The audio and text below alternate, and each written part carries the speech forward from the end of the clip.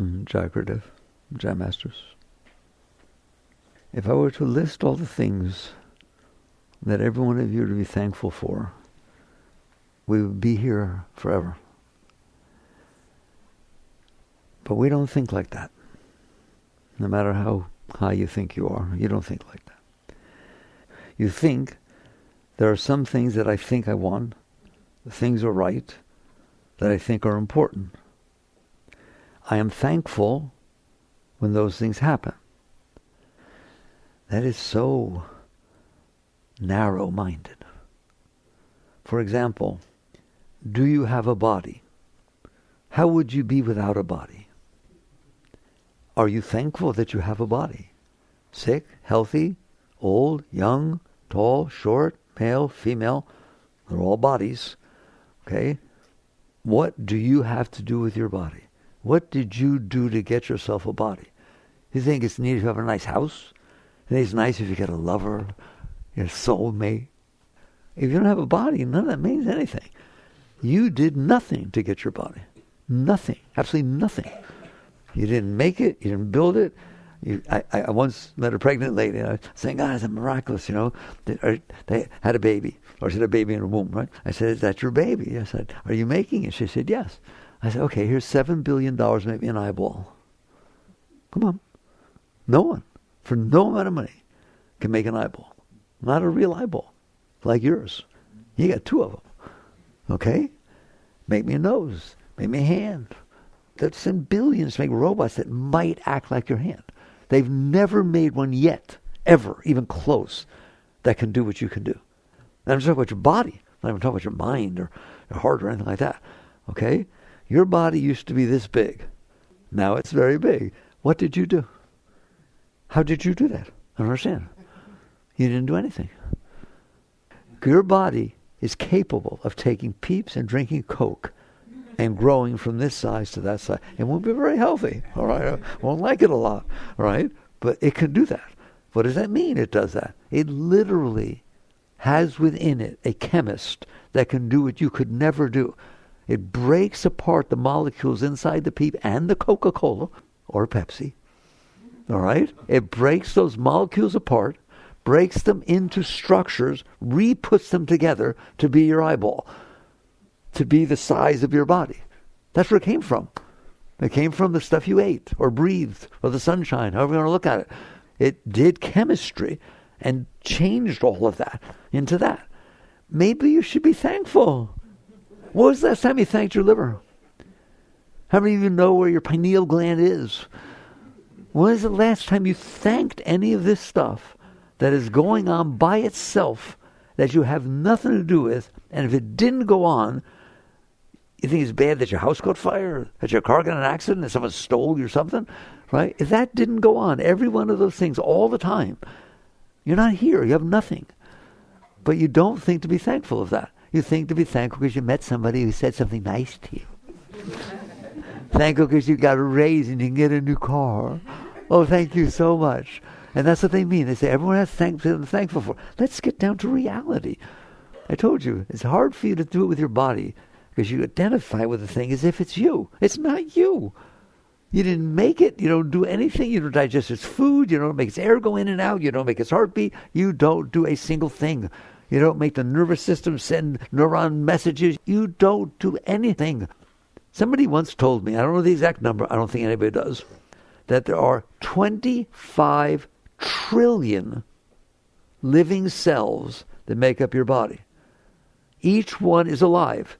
It eats, secretes, does its thing, okay? And communicates. The kidney talks to the liver, and this talks to this, and a whole system in there, isn't it? What are you doing? Absolutely nothing. And you don't think you have anything to be thankful about. That's ridiculous. All right? Why is it like? It is the truth, isn't it, what I'm talking about? Okay? Have you noticed, let's get away from your body, because you're too attached to your body to even detach from it enough to understand how that's not you, that you're not doing, you don't do a single thing. All right? There are these things called seeds, like an acorn. And you take it and you put it in the ground and you walk away and do nothing. It happens every day in the forest. And that tiny thing turns into a tree. But an acorn can't turn into a tree. It doesn't have a tree in it. It does what I just told you. That little acorn that you think nothing of can be put in the ground and has a chemist built in it that can take the minerals from soil, from dirt. Here, eat some dirt. All right, that's what you're eating when you eat corn. Dirt. It takes the dirt, the water, the sunshine. It takes that energy and those molecules, it breaks them up and re-puts them together all by itself with no human being having anything to do with it. And all of a sudden, a corn stalk, corn because you eat corn, you don't eat trees, oak trees, but all of a sudden there's a field of corn growing out of the dirt. And you don't think anything of it. You go to the supermarket, I want some corn. Maybe you should be thankful, or could be thankful, of the miracle that is going on all around you every single minute of every single second of every single day of your life. Otherwise you say, I have nothing to be thankful for. Now why are we like that? Because we are caught in the thoughts of our mind. I told you, if you get what your mind wants, you're very, very thankful. Even thank God. Thank God this happened to me. Thank God I met you. But let's not thank God because the seed took the dirt and turned it into all your food. It's phenomenal. It's amazing. I used to give the following talk, right? Have you noticed that if you don't breathe, you die? Well, you haven't figured out you die. But you get close before you take your breath, all right? It won't let that happen. But I assure you, if you manage to not do it, you're dead, all right? Have you noticed if your heart doesn't beat for a very short period of time, you do what they call flatline. So they're pretty important, your breath going in and out. What do you do? What do you do all day to make sure that the most important thing that could ever happen, it better happen every beat, it better happen every breath, or you're out. What do you do to make that happen? And you must admit it's pretty important that it happens. You do nothing. But somebody's making it happen. Maybe you need to say thank you. Maybe you need to start appreciating the reality of what is going on, which is every single second of every moment of your life, you have so much to be thankful for, you can't even imagine. Let's get a little bit bigger, all right? How many planets are there circling your star? Every one of you have the ability to visit those planets on the web or through pictures and like that. I'm sure you've seen some of them, right? Would you like to live on Venus? It is so hot. You talk about hot, you complain it's hot. Oh, it's such a hot summer, wasn't it? No, Venus is very, very hot, right? But sometimes it rains on Venus, but it rains hydrochloric acid. You want to go to Venus? Or you want to go to Mercury? You want to go to Mars? You want to go to Mars now. Why do you want to go to Mars? It's just red dirt. There's absolutely nothing happening on Mars. I told you, if you go to Mars, and I just somehow you land on Earth. I haven't figured it out yet. I'm going to talk about that in a minute, all right? But Musk and these people are spending billions and billions and billions of dollars and 10, 20 years to try to send a person to Mars. How did you get on Earth? What ship? Who built the ship? How did you get here? Wake up. Land on Mars. I told you Mars is going to be like free if I land you there. All right? You're there. There's nothing happening. You're bored to death. And all of a sudden, for some reason, somehow, a cockroach comes running across in front of you. You go to catch it to make friends, not to kill it. Are you kidding me? There's nothing happening. You'd be the most important thing happening in your whole life. And go to the rest of your planets. I don't have to name them all. There is absolutely nothing. Not a protozoa, not an amoeba. We've not found a single thing. Is that what it's like here? There's not 1 millisecond of your life. There's not colors and sounds and sights and tastes and touches and all kinds of things, challenges, and yes or no. And all you do is complain. It's the truth. Unless you get what your mind decided it wanted. But guess what? If you get what your mind decided you wanted, which was her husband, she doesn't like it very much. It's just whatever your mind is doing is the only thing you're thankful for or unhappy with. I can't believe you said that. I can't believe you said that. I don't have anything to do with you. What is that? If you were on Mars and somebody said something, who said that? Come talk, say it again. You would do anything. So tell me what there is to be thankful for. How about everything? Except for the stuff that's not the way your mind wants. And that's how you live. Why? Because you're a human and they're weird people. They don't have any understanding of what's going on. Okay?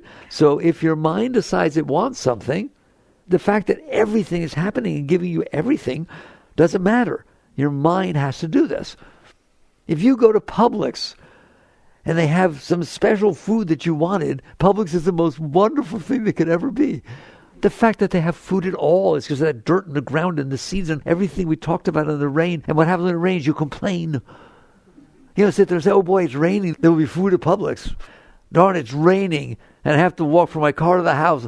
I don't want to get wet. You take showers in the morning. I'm trying to teach you what a problem your mind is. The problem is not you. The problem is you have gotten lost in your mind, which says the only thing that matters is what I want. If I get what I want, I thank God. If I don't get what I want, I wonder what's wrong with God. And how could he be like that? And how could this, you say that about God. How could this happen? How could God let this happen? If there's a God, how could that happen? But if all of a sudden the child gets well and this happens, oh my God, thank you so much. You made it a God of your mind. I am what matters. If what I want, what my mind wants, happens, I'm grateful. I love God. I love everything. I love my husband. I love my wife. I love school. I love my job. If it's the way I want it to be, I love it. How do you decide what you love and what you don't like? Your mind does. So you start by waking up and realizing spirituality is not about getting what you want. Spirituality is never about getting what you want. Getting what you want has nothing to do with spirituality. Getting what you want is so overrated it's ridiculous. Getting what you want is a waste of time, a waste of your energy, a waste of your shakti, a waste of your mind. Why? What's wrong with everything that is given to you all the time? The fact that you have a body and your heart beats and your breath beats is more important than winning 15 lotteries worth $700 billion each. Right or wrong? Because you're not going to do anything with them. But you don't think like that. So the problem is your mind. The problem is the personal mind. All right? So how about being grateful that there are teachers, great beings, who have taught you you're not your mind? You don't know that. You wouldn't know that. Why? The mind is very demanding. Why? Why do you listen to why is it demanding? Because you are right. If it gets what it wants, you are happy. And if it does not get what it wants, you're disappointed. And if it gets what you don't want, life is hell. Therefore, the mind owns you. You bought in completely to what your mind is saying because you got the feedback. You're not stupid. When I got what I wanted, when you talked to me the way I wanted you to talk to me, I loved you to pieces. Now I don't know. Because I saw you talk to somebody else. And that's not okay with me. And you smiled. Laugh all you want. You hear me? That's what you're doing. So therefore, you can't be thankful. Well, the purpose of Thanksgiving is to learn what I'm talking about. How every single moment of every single second of your life you have so much to be thankful for. It's ridiculous. You can't even begin to talk about it. So what happened? We just have to do that. It's nice to talk. You understand what I'm talking about. Life can be very different. You could wake up in the morning. Ready? Most of us, really all of us, wake up in the morning worrying what's wrong. What did I do wrong? What's going to go wrong today? What do I have to do today? What might I blow? What did I blow yesterday? Oh my God, what am I going to do if I see him? After did he hear me say? I hope he didn't hear me say that. Right? The minute that mind wakes up, somebody once told me that there's this wonderful moment. It's only a moment where they wake up in the mind. Have you ever woken up and your mind didn't wake up yet? Do you know what I'm talking about? You're just kind of there. And it's not bitching. Excuse me. It's not, it's not saying anything. And then all of a sudden, faster than Superman, right? It goes, and it all comes out. Yes or no? Ever had that happen? Okay? You're the one who's there when it's not. That is living proof that you're not your mind. And then the mind reorients itself, and there it is back again. Okay? All right. So why is it like that? Because the great masters... What is a great master? Someone who is not paying attention to that part of their mind. Meher Baba, fully enlightened being, said the following: man minus mind equals God. There, now you want to know something about God? Stop paying attention to your mind. Why? Whatever you pay attention to is your world. At this moment, how many other things are going on that you're not aware of right now? 700 billion, zillion, trillion. But you're aware of this. Therefore, that's the experience you're having. The other experiences exist, but you're not conscious of them. So your life is made up of what you're conscious of. But you don't pay attention to the obviousness, which means you know nothing. Because you've only experienced one out of 700 billion possible experiences at any given moment, and that's true of every moment of your life. And you put those together and say, I know something. No, 0 times 0 times 0 times 0 is 0. I've done that before. I've talked to you at length. Do you understand you know nothing? Yeah. Psychology says that man is the sum of his learned experience, doesn't it? That's what psychology is based on, that your psyche is the sum of its learned experiences. What is a computer? The sum of its learned experiences. The computer does not know anything that it doesn't know anything about. But that's what you are. You have these experiences, and then you put them together. No. It's not true that blondes have more fun. I once went out with a redhead, and it was so much fun. Leave me alone. What's the matter with you? You take one experience that you had. You want to not laugh? Meet somebody. They're 32 years old. You never met them before. You met them, and they're yicky. They're not happy, and they don't talk nicely, and this and the other thing. And their vibrations awful, right? 2 years later, somebody comes to you, have you ever met so-and-so? Oh, I don't never want to meet that person. No, don't go near them. Right or wrong? It just happens his mother just died. You know nothing. You know nothing about anything except the tiny experience that you had, which is just the sum of its learned experience. Can I talk like that? You understand that? The moment in front of you is the result of all the forces that made it be that way. How's that for science? Including somebody's personality, including that they yelled at you, including anything they said, anything. It's just those forces that came together and they created that moment. And that's the moment you had. Well, that's ridiculous. If something had changed, if anything had changed, have a different moment. If you'd been somewhere else, have a different moment. I look at it and I say, this is ridiculous. Why do I even think I know anything? I don't know anything. Read a book. Oh my God, this is so important. How many books did you not read? At that moment, how many books could you have read that you did not read? It's tens of hundreds of millions. But you only know that little bit that you took in that moment. And that's true of every moment of your life. And that's what your mind is made up of. It's made up of its learned experiences. So psychology is right.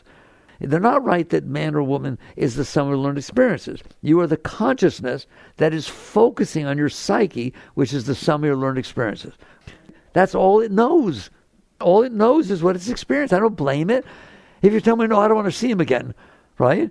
He's the nicest person that ever lived, and you would think so if you met him again, but you're not going to because you had this experience. I respect that. Fine. That's all you have, all right? But it's not all there is. So there's a thing called transcending your personal mind.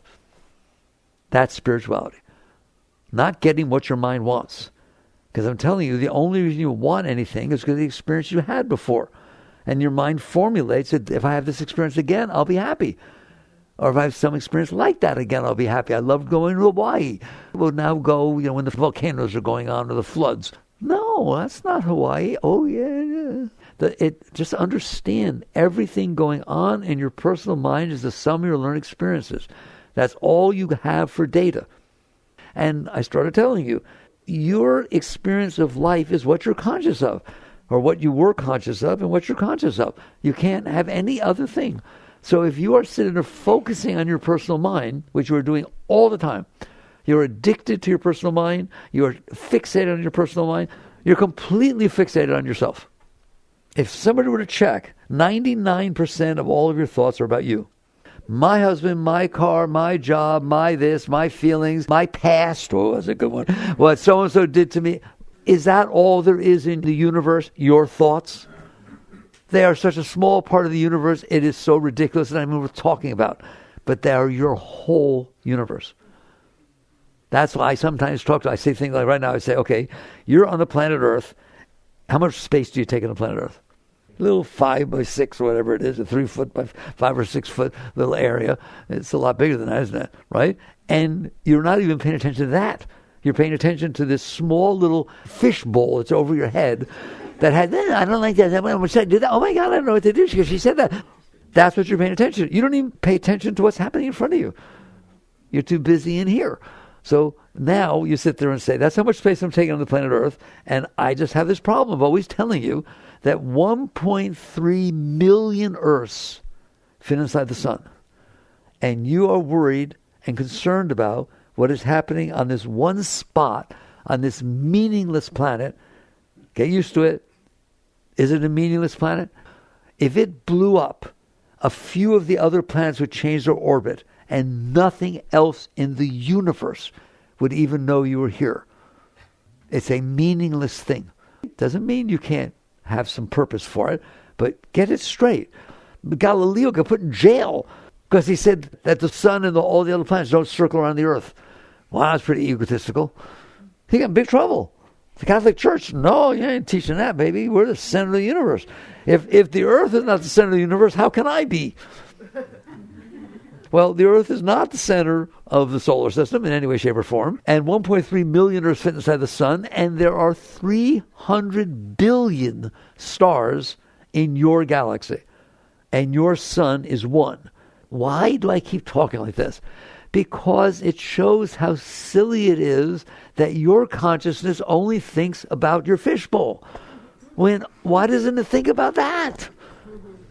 Why doesn't it think, what would it be like if you got off the earth? The astronauts do it.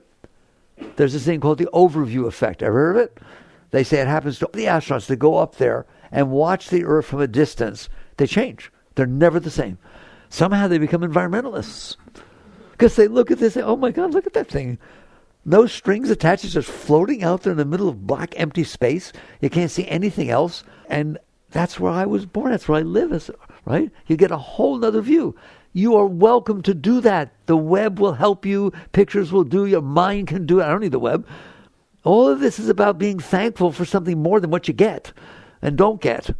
So I've told you, there's 300 billion stars, suns, in your galaxy. I won't go there, but there's 2 trillion galaxies, all with hundreds of billions of stars. And all you think about is your fishbowl. A little bit embarrassing. And part of that fishbowl, I can get it down. I don't need a fishbowl. All you think about in the end is getting what you want and avoiding what you don't want. It comes in different colors and shapes, right? They look different. But pretty much every human being, it's about, what do I want? How do I get it? What do I not want? How do I avoid it? Ever have trouble making decisions? People talk to me about, well, what about spirituality when you have a tough decision? There are no tough decisions. You're sitting on a little planet, spinning around the middle of nowheres. Where's the decision? You know what your decision is? Which one will make me happy? Should I get married now or wait till later? Should I marry him or her? Should I move or should I stay here? What's my opportunity? What's it? Should I go golfing tomorrow in my rain? Every single thing you are doing this about is what will make me okay and what will make me worse. Otherwise, there are no decisions. There's just life unfolding. That's how a great being lives. A great being does not make decisions. Not because they renounce or that. No, there are no decisions. There's going to be a moment in front of you, isn't there? When was the last time there wasn't a moment in front of you? There. That's a decision. What? Be here now. There's a moment in front of me. I'm going to interact with the moment in front of me. Why? Because it's the one that's there. What choice do I have? I don't want the one that's there. I'm sorry. You understand that? We're just totally caught in our minds. That's what that means, all right? You're focused on what your mind has said based on its past experiences, that it thinks will make it happy, that it thinks will make it sad, how to get what I want, how to find love, how to get someone to treat me the way I want to be treated. And you think that's the meaning of your life. There's not one single one of those things that is the meaning of your life. Not one single one. All right? But we're not ready for that. But I can tell you right now, that's what all the great masters taught you. Man minus mind equals God. You must die to be reborn. Same thing. What does that mean? I must die to be reborn. If you read the Bible, I'm a nice Jewish yogi that read the Bible once, the New Testament, once in 1971. I didn't memorize it, but as I grow, every word it says, it's the truth. What does it mean to die to be reborn? You have to die of this attachment that you have to your personal self. And the moment you do, man minus mind equals God. That's what's being taught, okay, by all the great ones. But how do I do that? Well, while you think that what you are thinking of is what your life is about, you can't. All you can do is try to get what you want, and that's just reality. You just sit there and say, this is what I want. If I get it, I'm happy. If I don't get it, I'm not. This is what I don't want. If it happens, oh my God, I'm miserable. So I have a job to do. Here's my job. Get what I want, avoid what I don't want. Here's my job. Make you be the way I want you to be. I told you, my favorite part of someone's relationship is when they've been dating somebody for a short period of time, and you ask them, oh, how you doing? How's the relationship working? Ready? It's a work in process. What does that mean? It's a work in process. They're not the way I want them to be, but I'm working on it. And it shows some promise. In other words, I'm going to manipulate everything that comes in front of me to try to make it be what I want so I can be okay. And I'm going to manipulate everything that comes in front of me, even if it's not here yet. That's why I worry. What is worrying? What is worrying? That something I don't want to happen might happen. That something I want to happen might not happen. Isn't that amazing how simple it is if you step back? But it's not easy to step back, is it? Why? Because if you get what you want, you feel better. And if you get what you don't want, you feel worse. So it's like, Skinner's little rats. Stimulus response. Zap. Okay, I won't go over there. Right? You're just trained. You're trained to go toward what makes you feel good, just like a little lab rat. And we say mouse. Mice are nicer, right? Little cute little mouse gets zapped, all right, and gets some food on this side. Guess where they're going? Well, you're exactly the same. Aren't you? Just a little more sophisticated about it. But it's all about getting what you want and avoiding what you don't want, which means you're staring at this tiny fishbowl of your mind. Okay? Where did it come from? I told you. It's the sum of its learned experiences. Do you or do you not have thoughts? Have you noticed you have thoughts?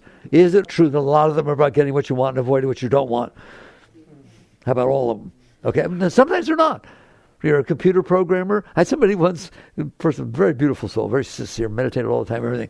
And he came to me, very sincere in his journey, working for the company. And he came to me and he said, I do my mantra all, and he did. He's just an amazing being. He said, I do my mantra all the time, but I don't know what to do. When I'm programming, I get lost in the programming. I just totally, and then I come back and I realize I didn't do my mantra.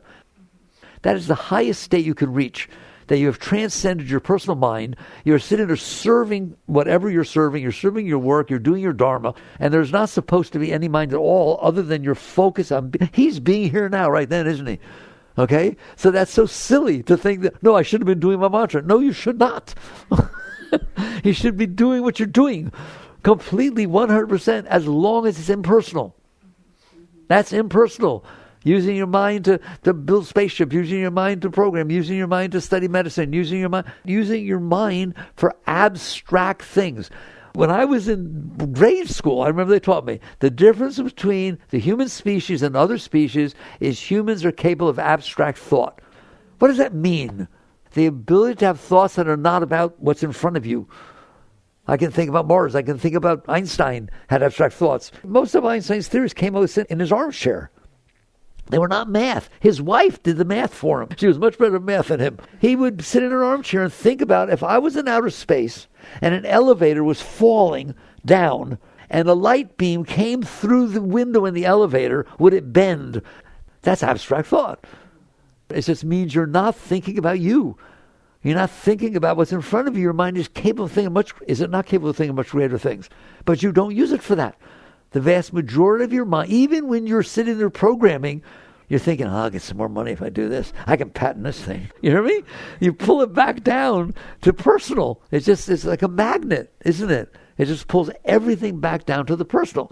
So spirituality is about the ability for consciousness to not stare at the personal mind. So when Meher Baba says man minus mind equals God, that is what you focus on. What does it mean? I just said the earth is meaningless. That doesn't mean your life doesn't have meaning, but the meaning of your life is not getting what you want. There's no way. That's just hilarious. The truth is, that's the opposite of the meaning of your life. The meaning of your life is getting your consciousness off of you so that you experience who you are. You are the consciousness staring at the personal mind. As long as you stare at the personal mind, that's what your world's about. If I stare at my hand and never take my consciousness off, guess how big my world is? My hand. If I take it down, oh my God, where'd you guys come from? It was a miracle. They showed up. Wherever your consciousness is focused on, that's your world. Okay? You all know that. You understand that. Well, your consciousness is focused on your mind, isn't it? All the time. All the time. Then that's your world. That's not the world in any way, shape, or form. If you get your consciousness to where it's not staring at your mind, what's it going to be aware of? Go talk to the enlightened masters. Because that's what enlightenment is. The moment you stop staring at this, there's that. I used to tell the story, telescopes. You've all looked through a telescope at some point in your life, right? The aperture on a telescope is like, what, an eighth of an inch, quarter of an inch, the piece you look through? And you look out there and you see another planet, you see a whole other life, whatever it is. Get attached to it. Get attached to looking through that. Make believe there's people running around on Mars and just doing all kinds of interesting things. Whoa! Right? You don't hear anything, because your focus, your whole being is focused on that. It could happen, couldn't it? All right? If all of a sudden something in what you're looking at said, hello in there, hello, you don't understand what's going on. That's the guru. And it says, stop looking here. What do you mean? Where I'm going to look? And at some point, it's Yoda, let's say it's Yoda, all right? And Yoda says, just stand up. All of a sudden, you're not looking through that aperture. A whole rest of the universe, of the world, becomes available to you. That's enlightenment. It's not some nice experience you had, that all of a sudden you're not staring at your mind. So what is your consciousness aware of? The rest. Uh-oh. That's big. When Yogananda he writes an autobiography, like Experiencing Cosmic Consciousness. He literally said, when he let go enough, he merged with the universe. That his body was every star, every galaxy. That he felt himself expanding at the speed of light to all edges in all directions. And that is not the highest state there is. That's like they talk about the samadhi, sabhikalpa, nirvikalpa, right? There's still form.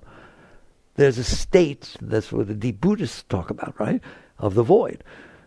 To where you get back to, in essence, what we're calling the quantum field, the beginning of creation, where everything was just energy. There was no form at all, no stars, no galaxies. That's still there. So much I want to get across. I'll do it, all right? Because I've done it before. Ready? To understand what I just talked to you about. I have in my hand water. Now I'm going to ask you a question. It's multiple choice. Do I have water in my hand or H2O molecules? Do I have H2O molecules or hydrogen and oxygen atoms? Do I have hydrogen and oxygen atoms or electron, neutrons, or protons? Do I have electron, neutrons, or protons or subatomic quarks, bosons, and leptons? Do I have pure quantum field energy in my hand that has no form at all? Which is it? Thank you. That's exactly what the Masters taught you. There's this, where you're staring at this. That's the water. And when you stop staring at it, there's what's underneath it. And our scientists have said there's nothing underneath it. There's just energy. E equals mc squared. Einstein says energy is matter, matter is energy. The difference is a temporary state. There's just a temporary state. Matter is frozen energy. There's nothing down there. There's nothing here. But yet you built this thing inside your mind that said the meaning of my life is getting what I want. It's not about getting what you want. It's not about figuring out another way of getting what you want. It's about understanding that what I want is just the sum of my learned experiences at that point in my life. And that's not what my life is about. How can it be? Because it keeps changing. And not only does it keep changing, I want to know, when you die, what do you take with you? It's gone. The physical form is gone. So how can that be the meaning of your life? If it ends at the end of your life. Your car, your husband, your wife, your children, your house, your beauty. How about your beauty? Or how about that? Is that going to go away? Never. You want to bet? How can any of these things be the meaning of your life?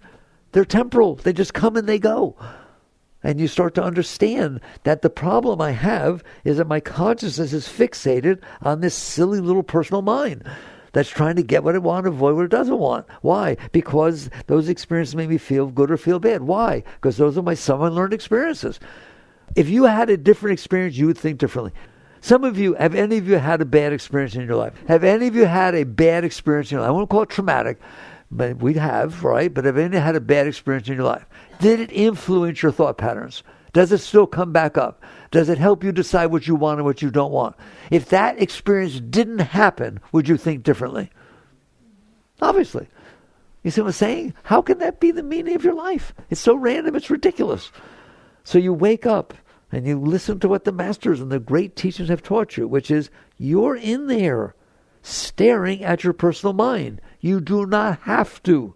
There's a whole nother life when I stop looking through that aperture and seeing what's out there, nothing compared to what's here. You do not have to stare at your personal mind. You do not have to stare at your personal mind. That doesn't mean you don't have a mind. You have a mind that makes music and is intellectual and it's gorgeous. Oh my God. You built rocket ships out of dirt. We talk about dirt? You built rocket ships out of minerals and dirt in the earth, got inside and flew to the moon. Who are you? That's your mind, isn't it? Your body didn't do that. That's your mind. Everyone's mind. That's the human mind did that. Don't you give it to Musk or Einstein or something like that, right? You compare your mind against them, it's not good. I want you to compare your mind against a possum. See how good a possum does in an SAT. So you got a 700. They didn't get anything. You have the human mind. The human mind is brilliant. How about being thankful for that? Can you think? Who made it so you can think? Get a little bit older, you'll find out it doesn't work so good. I say trying to make it come back. You can't. It's a gift. Your body was a gift. Your mind is a gift. Your heart is a gift. All of them. And all you do is complain. They're not what I want. Does anybody have a heart that has the ability of feeling? Feeling sorrow, feeling joy, feeling love, feeling disdain. Has anyone got one of those? How'd you get that? Where'd that come from? It was a gift that got given to you. Would you rather not have any feelings? At all? Ever? The problem that's happening here is that you only want to feel what you like. You don't want to feel what the heart has to express. You just want to feel what makes you feel good, what makes your mind feel good. And your mind doesn't appreciate the fact that it can think, that it can do things. It only wants to think about how it can get what it wants. Like a criminal mind. Some of these criminals, my God, they figure out so many amazing things to rob things and do this and get away with it. That's a very brilliant mind. But all it thinks about is how to get what it wants. So the meaning of your life, let's get down to it, is the ability to not stare at yourself. It's not about renouncing yourself. It's not about denying. You have a mind, a personal mind. I got one. You got one. It wants things based on its past experiences. And it doesn't want things based on past experiences. Don't deny that. You have to start by saying, yeah, that's reality. Yes, that's true. Do I have to listen? Not, I really want it, but I'll renounce it.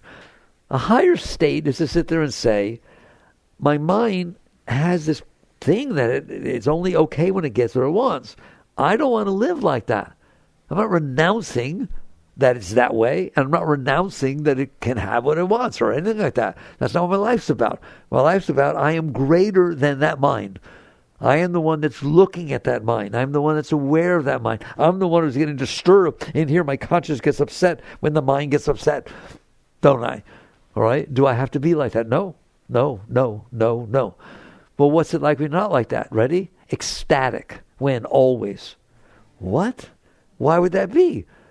Because I got what I wanted? No. Because you stop paying attention to your mind that says, I can only be okay if I get what I want. What you want limits your happiness. It doesn't give you happiness. I only love you if you're exactly what I want you to be. Don't get old. Don't do things I don't want you to do. I've limited my ability to love you, haven't I? As opposed to, I love you. I just love you. I don't care what you do. Ooh, that's scary, isn't it? You want to limit it so it fits your stupid mind. So you get to a point where you realize, what if I don't listen to my mind? What if I realize I'm staring at my hand, but I don't have to? That's the awakening. That's what it means to wake up. Your whole spiritual path is about transcending the personal mind. Those are big words. What does that mean? It doesn't mean renouncing. It doesn't mean denying. It doesn't mean ignoring. It means if I have a cut hand, I don't deny that I have a cut hand and hide it. I deal with it. You have a broken mind. What do you mean it's broken? It doesn't understand appreciation of life. It doesn't understand loving everything and appreciating everything and being open about everything. It doesn't say thank you to every moment that passes before it, does it? It only says thank you if it likes what passed before it. That's a problem. That's like having a kid that is so spoiled that if you take them into a department store, they start throwing tantrums unless you give them the toy they wanted. That's what your mind does, doesn't it? I can't believe you said that to me. You better say you're sorry, and I won't believe you anyways. You better say it like you mean it. I don't believe you. What are you doing? You're ruining your life. Your mind is ruining your life. Why? Because life is amazing. You're on a planet in the middle of nowhere, spinning around black, empty space, and all these things are happening, and all you're doing is complaining, and only being okay if you get exactly what you want. What is the probability of you getting exactly what you want? Slim to nil. Therefore, you work at it. Well, you're wasting your time. You're literally working in the opposite direction of where you should be going. You should be looking at that mind and saying, hey, mind, hello, hello, hello. You who's afraid to get out of the car because it's raining, all right? We like the rain. It gives us food. You should be working with yourself to free yourself of the limitations of your personal mind. Is it not true that your mind is saying, I can only be happy if I get what I want? And depending on how much I get what I want, determines how happy I can be. And if I get what I don't want, you don't want to be around me. That's your mind talking. You don't want to be around here if you make me get what I don't want. You're going to be so sorry. You will suffer. Oh my God, I can make you miserable, can't it? Yes or no? Why are you sitting there buying into that? It's like being a prisoner of that.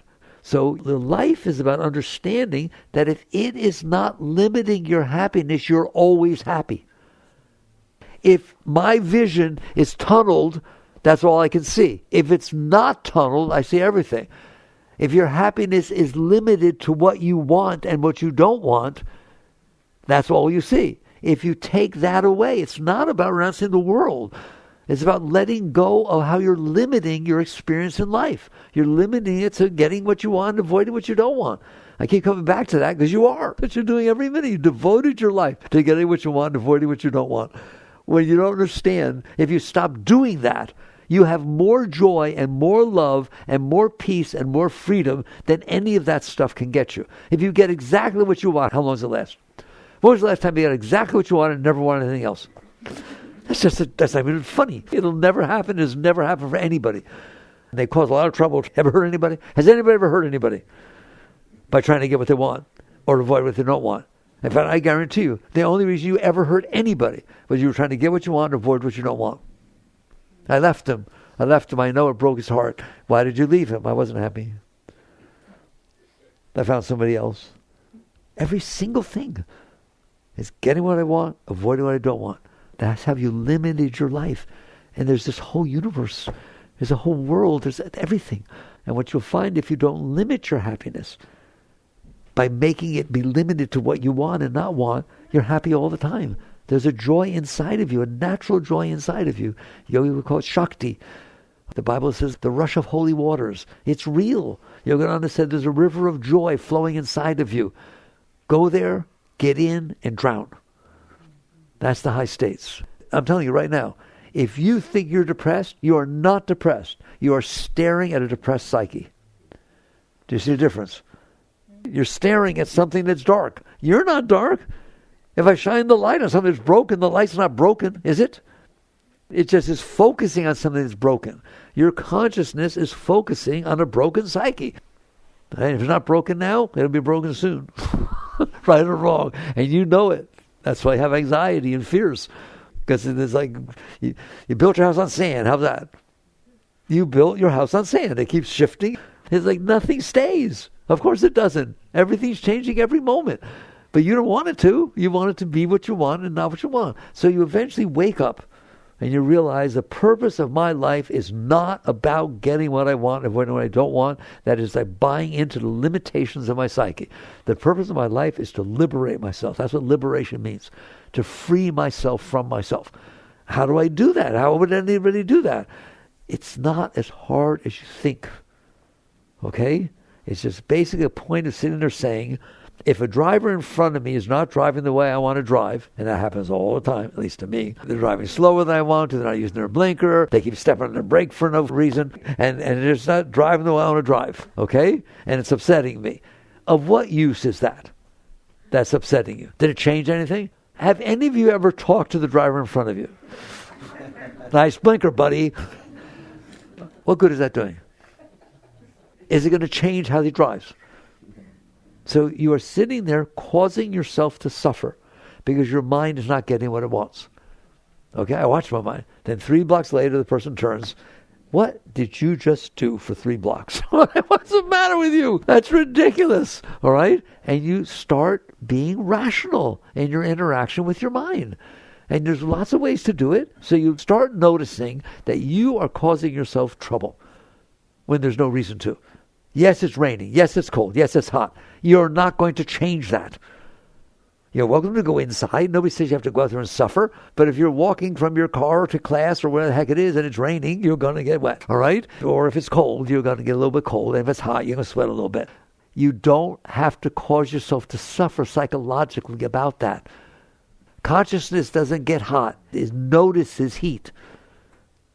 See the difference? The light isn't what it's shining on. It's transcendent to that. Your consciousness doesn't get hot. Your consciousness doesn't get cold. The Gita has a whole line like that. The Krishna Arjuna.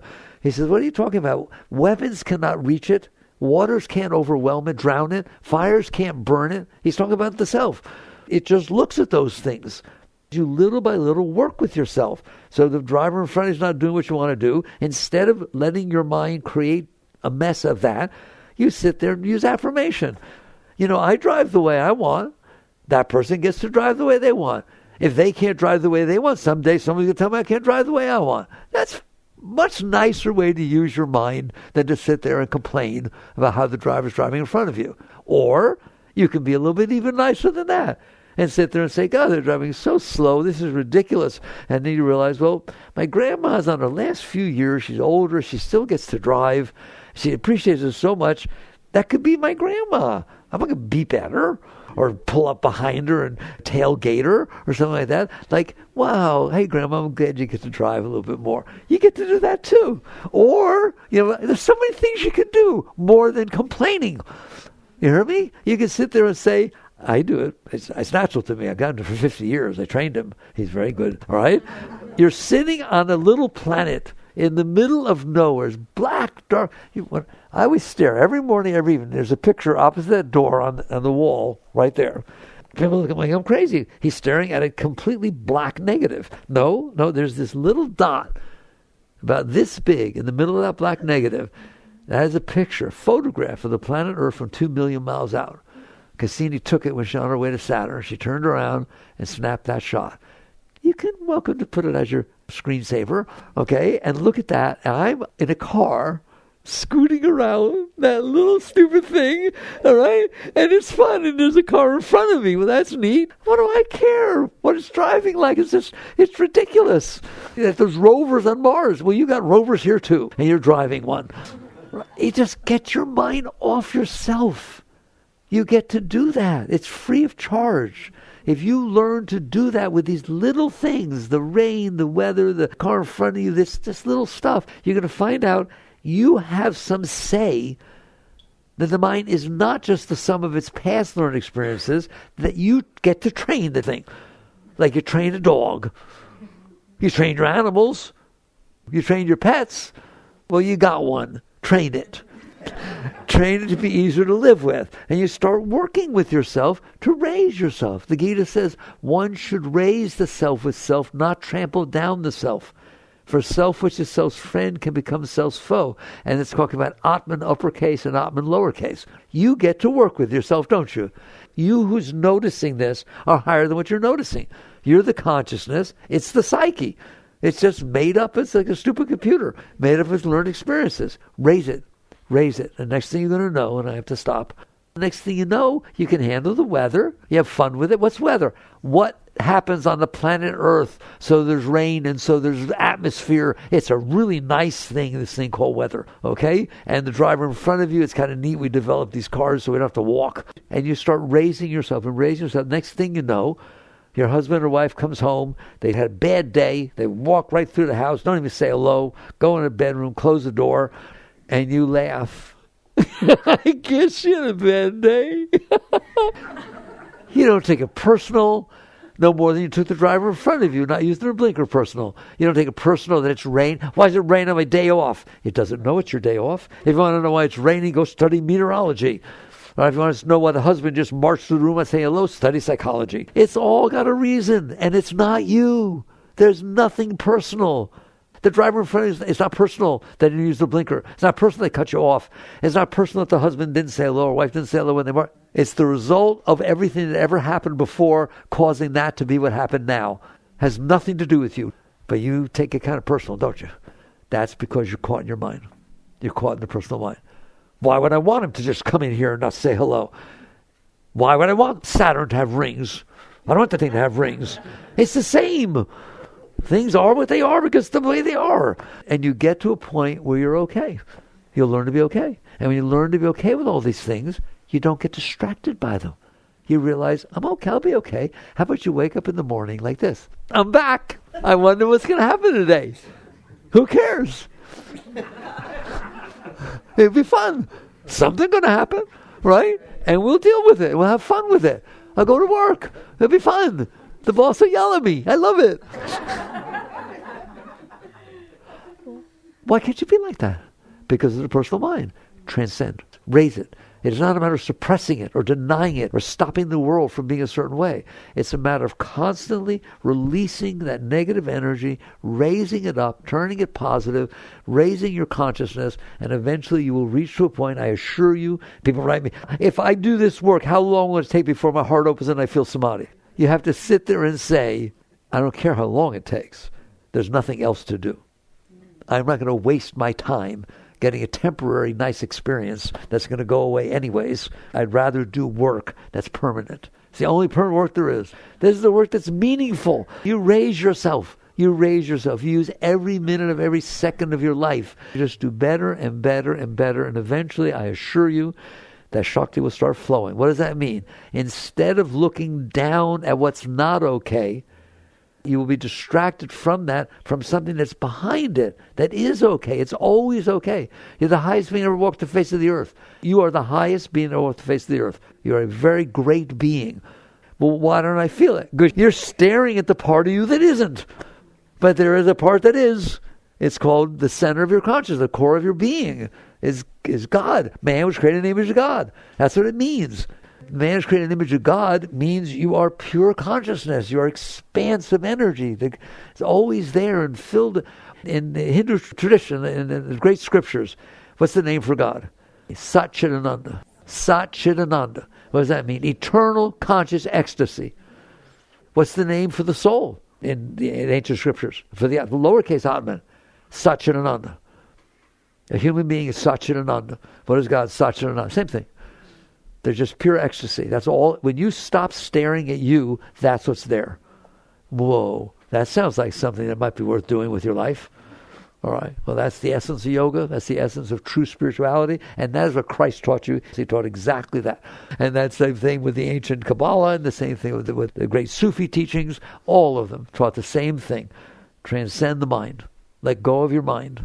Not renounce. Just keep letting go. Keep relaxing behind it, and you will get there. And that's something to be thankful for. The fact that you are in truth, eternal ecstasy, and that's what you are forever. That we can be thankful, can't we? Don't limit it to being thankful but getting what you want or avoiding what you don't want. That's much too limited. All right. Happy Thanksgiving. Thank you. Jai Gurudev.